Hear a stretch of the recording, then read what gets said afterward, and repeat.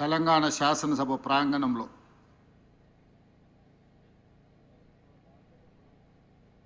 Congress party Shri Rahul Gandhi గారు శ్రీమతి సోనియా గాంధీ గారు ఇచ్చిన మాట ప్రకారం తెలంగాణ రైతాంగానికి 2 లక్షల రూపాయల రుణమాఫీ చేసి వ్యవసాయం దండుగ కాదు వ్యవసాయం పండుగ అని నిరూపించడానికి చేస్తున్న ప్రయత్నంలో భాగంగా మలి విడత 1,50,000 రూపాయల వరకు రుణమాఫీ కార్యక్రమాన్ని ఈరోజు ఈ ప్రాంగణంలో మనం ఏర్పాటు చేసుకోవడం జరిగింది. ఈ కార్యక్రమంలో శాసన మండలి చైర్మన్ పెద్దలు సుఖేందర్ రెడ్డి గారు, శాసనసభ స్పీకర్ శ్రీ గడ్డం ప్రసాద్ కుమార్ గారు,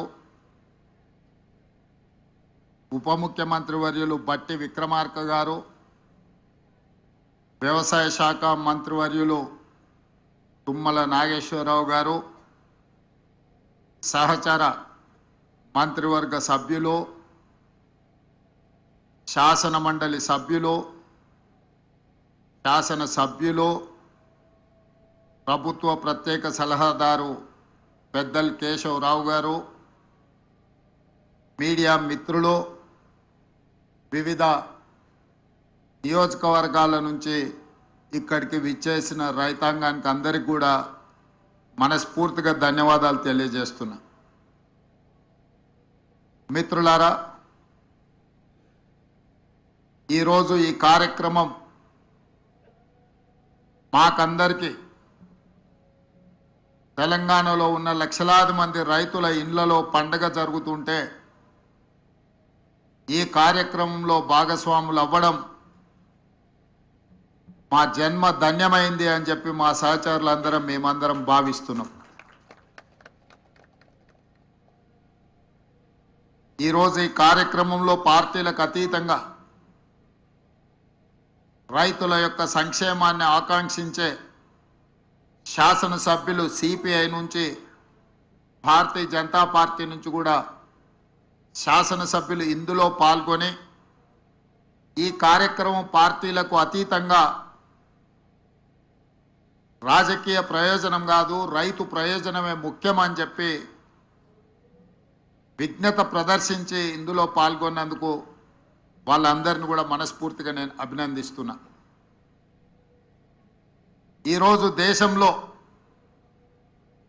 కార్పొరేట్ కంపెనీల యజమానులు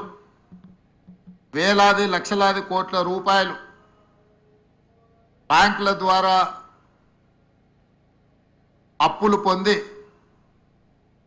వ్యాపారాలలో నష్టం వచ్చిందని చెప్పి లేదా తప్పుడు లెక్కలు చూపించి లక్షలాది కోట్ల రూపాయలు బ్యాంకులకు ఎగవేసి ఈ దేశాన్ని వదిలి పారిపోతున్నారు. వాళ్ళు బ్యాంకుల దగ్గర తీసుకుంటున్న అప్పులు ఒక రకంగా బ్యాంకులను మోసగించాలన్న ఉద్దేశంతో తీసుకొని ఆ కంపెనీలు దివాలా తీసినాయని చెప్పి బ్యాంకులను మభ్యపెట్టి దాదాపుగా 14 లక్షల కోట్ల రూపాయలు 10 సంవత్సరాలలో బ్యాంకులకు కార్పొరేట్ వ్యాపార సంస్థలు ఎగవేయడం జరిగింది. కానీ రైతు ఈ దేశంలో ఏ మూలన ఉన్నా, అది హర్యానా కావచ్చు, పంజాబ్ కావచ్చు, లేదా మహారాష్ట్ర కావచ్చు, తెలంగాణ కావచ్చు, తెలంగాణలో నిజామాబాద్ కావచ్చు, మహబూబాబాద్ కావచ్చు, లేకపోతే మహబూబ్ నగర్ కావచ్చు, రైతు 10 మందికి సహాయపడడానికి, 10 మందికి పట్టెడు అన్నం పెట్టడానికి, తన అప్పుల పాలైనా సరే తన వృత్తిని మానొద్దు, 10 మందికి ప్రయోజనం చేకూరాలి అని చెప్పి క్రాప్ లోన్ తీసుకొని వచ్చి పెట్టుబడిగా పెట్టి పంటలు పండిస్తే ఆ పంటలకు సరైన గిట్టుబాటు ధర రాకపోవడమో, పంట ఆశించిన మేరకు ఉత్పత్తి జరగకపోవడమో, వివిధ కారణాల చేత రైతు నష్టపోయి బ్యాంకులో పన్నులు తెచ్చుకున్న అప్పులు చెల్లించలేక బ్యాంకుల్లో తెచ్చుకోలేని వాళ్ళు ప్రైవేటు వ్యక్తుల చేత అత్యధిక మిత్తితో తెచ్చుకొని వాళ్లకు చెల్లించలేక అప్పులవాడు ఇంటి ముందుకు వస్తే కుటుంబ సభ్యుల ముందు భార్య బిడ్డల ముందు ఆత్మగౌరవం దెబ్బతిని ఏ సొంత పొలంలో సిరులు బండాలి అని ఆలోచన చేసినరో